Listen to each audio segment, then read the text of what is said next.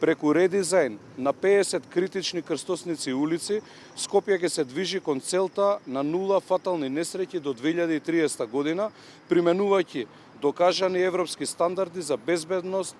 Кружниот тек што ќе се изгради овде ќе значи крај на хаосот во сообраќајот и значително намалување на ризикот од несреќи. Оваа точка е една од најфреквентните во Бутел, бидејќи улицата Александар Урдаревски е сообраќаен правец кој секојдневно го користат илјадници граѓани. Оно што го ветуваме во иднина, најнапред тоа што во моментот се гради, тоа е нов затворен базен во Радишани, веќе се гради. Се градат уште десетина клучни сообраќајници на територија на општина Бутел во овој момент, како што е она на трет влез во Радишани.